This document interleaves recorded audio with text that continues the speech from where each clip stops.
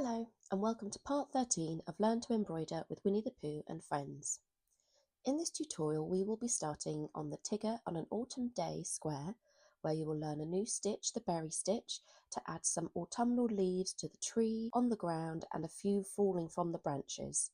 You'll also use detached chain stitch to add more leaves to the tree using 4 lovely autumnal coloured threads. This video, along with the step-by-step instructions in your stitch library from the magazine, will help you to learn any new stitches, and I really hope you'll enjoy starting on your Tigger on an Autumn Day square in this tutorial with me today.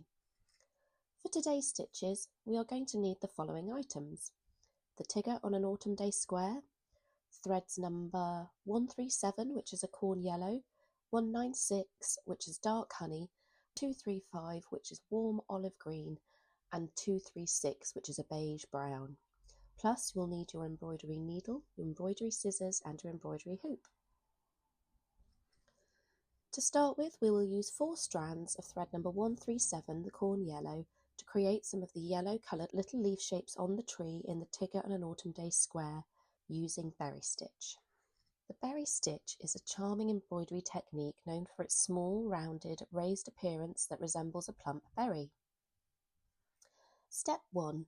Start by pushing the needle and thread up from the back to the front of the fabric, and then push the needle back down at the same point, leaving a loop of thread. Then push your needle up a little below this stitch inside the bottom of the loop. Step 2. Pull the thread through and then push the needle back down on the other side of the loop, keeping the thread a bit loose. Step 3. Push the needle up through the fabric just above where you started the stitch. Then thread the needle through the slightly loose loop made at the bottom of the earlier stitch. Step 4. To finish the stitch, you push the needle back down at the top of the stitch where you started in step 3. The berry stitch adds a soft, organic look to designs. Each berry forms a gentle bump that catches the light and shadow, creating visual depth. When worked in rich colours such as reds, purples or deep greens, the stitches mimic real fruit-like accents. In neutral or pastel tones, they add understated embellishment that enhances floral or botanical motifs without overwhelming them. The stitch can be worked as isolated dots, lines of tiny buds, or grouped clusters to form fuller shapes. The berry stitch uses are varied and versatile. It is commonly featured in floral embroidery to represent berries, buds, or textured centres of flowers. It works beautifully in foliage, woodland, or nature-themed designs where small rounded forms are needed.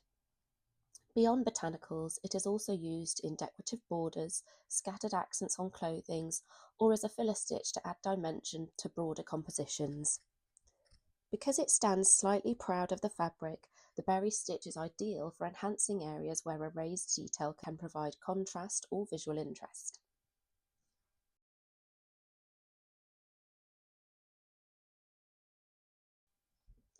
Once I've finished the berry stitch for the yellow leaves on the trees, I will then use the berry stitch to add leaves on the ground, first using 4 strands of thread number 235, which is the warm olive green, followed by 4 strands of thread number 236, which is the beige brown, to add further leaves on the ground in a complementary autumnal colour.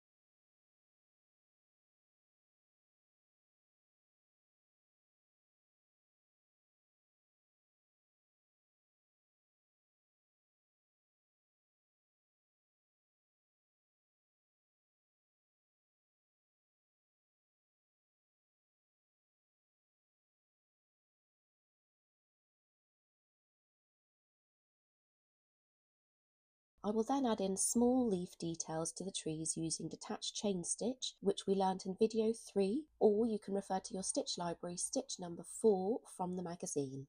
These detached chain stitches will be added using 2 strands of thread number 196, which is the dark honey, for any of the honey coloured leaves.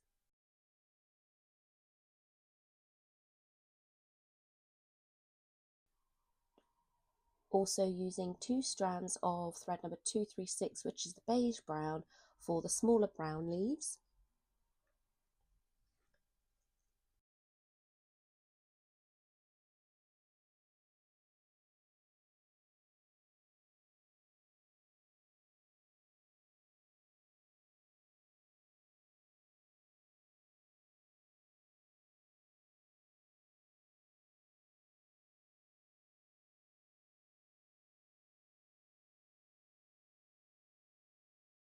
Also using 2 strands of thread number 235, which is the warm olive green, for the smaller olive green leaves.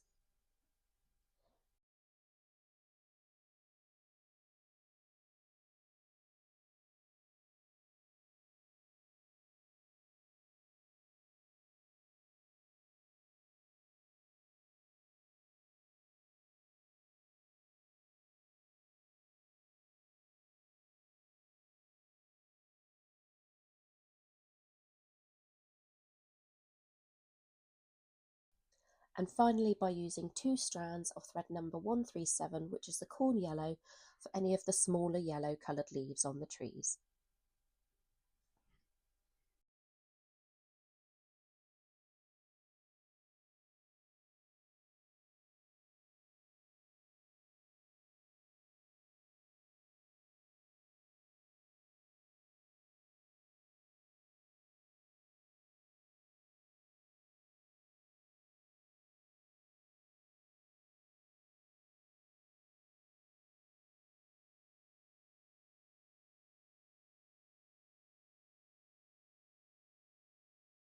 So those are the stitches from issue 13 complete.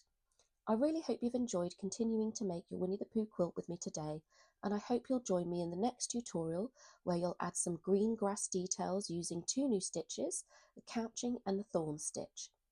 These new stitches are easy and fun and add lovely texture and colour to your Tigger square. Thank you very much for watching, and I hope to see you next time. Goodbye.